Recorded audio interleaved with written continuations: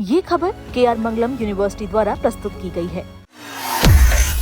क्या दुनिया के सबसे ताकतवर दो दोस्तों के बीच दोस्ती हमेशा के लिए खत्म हो रही है? क्या इजराइल के प्रधानमंत्री बेंजामिन नेतन्याहू ने अमेरिकी राष्ट्रपति डोनाल्ड ट्रंप से मिले बड़े अपमान की वजह से अपना अमेरिकी दौरा रद्द कर रहे हैं? और सबसे बड़ा सवाल, क्या ट्रंप की सुरक्षा से जुड़ी एक झूठी अफवाह ने इजराइल और अमेरिका के रिश्तों में कभी न भरने वाली दरार डाल दी है? नमस्कार, आप देख रहे दैनिक जागरण। मैं हूं आपके साथ पल्लवी सिंह।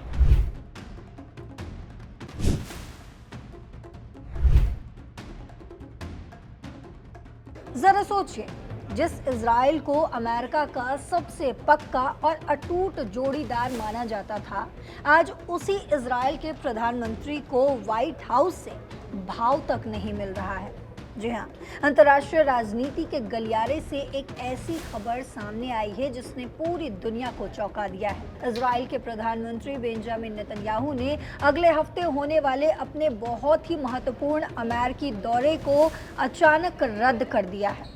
और इसके पीछे की जो वजह सामने आ रही है वो ये है कि अमेरिकी राष्ट्रपति डोनाल्ड ट्रंप की टीम ने नेतन्याहू से मिलने के अनुरोध को पूरी तरह से नजरअंदाज कर दिया है। यानी सीधे शब्दों में कहें तो ट्रंप ने बीवी को मिलने का टाइम ही नहीं दिया।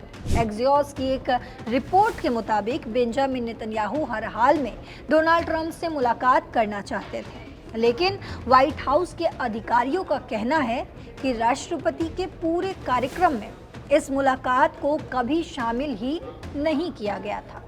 अधिकारी तो यहाँ तक कह रहे हैं कि नेतन्याहू जबरन ये मुलाकात तय करने के लिए दबाव बना रहे थे। जब ट्रंप की टीम से कोई सकारात्मक जवाब नहीं मिला तो नेतन्याहू ने गुस्से में आकर अपना पूरा दौरा ही रद्द कर दिया।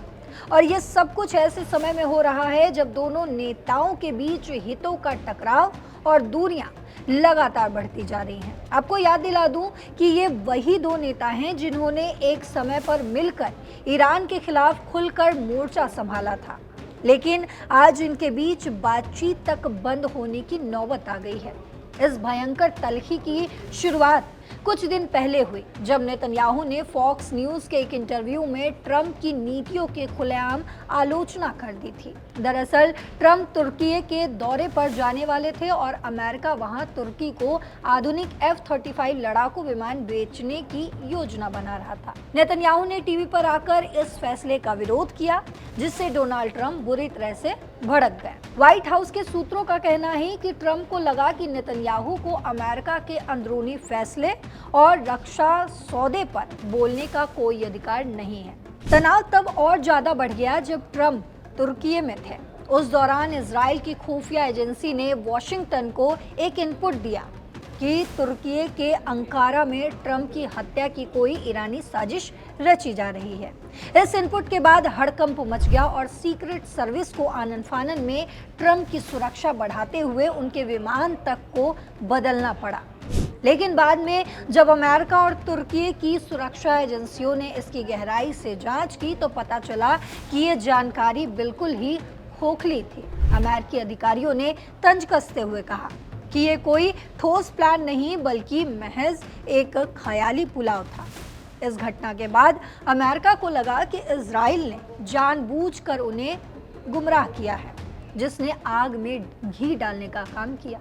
अब बात करते हैं कि इस पूरे विवाद का आगे क्या असर होने वाला है। तो वॉशिंगटन में इस समय नेतन्याहू की लोकप्रियता पाताल में पहुंच चुकी है।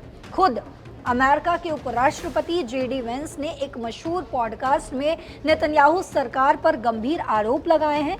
वेंस ने कहा है कि इजराइल के नेता ईरान युद्ध को लेकर ट्रंप प्रशासन के सामने लगातार भ्रामक और बढ़ा चढ़ाकर बातें पेश कर रहे हैं, जो जमीनी हकीकत से बिल्कुल ही अलग है।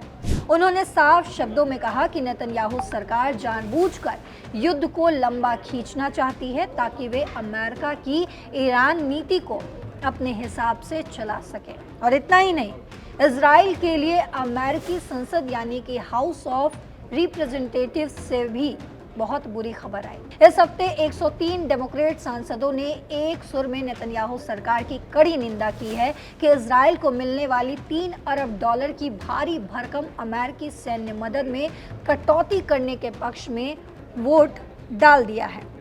यह अपने आप में एक ऐतिहासिक और चौंकाने वाला कदम है जो साफ दिखाता है कि अब अमेरिका में इजराइल को बिना सोचे समझे मदद देने का विरोध शुरू हो चुका है। तो दोस्तों, इजराइल और अमेरिका के बीच का ये जो कूटनीतिक दंगल अब बहुत गंभीर मोड़ पर आ गया है। क्या नेतन्याहू इस बड़ी कूटनीति नाकामी के बाद ट्रंप को दोबारा मना पाएंगे या फिर मध्य पूर्व के समीकरण अब पूरी तरह से बदलने वाले हैं? आपको क्या लगता है? क्या ट्रंप का नेतन्याहू से किनारा करना सही फैसला है? आपकी जो भी राय हो कमेंट बॉक्स में ज़रूर लिखते जाइएगा। साथ ही देश और दुनिया की तमाम खबरों के लिए, तमाम अपडेट्स के लिए देखते रहिए दैनिक जागरण। नमस्कार।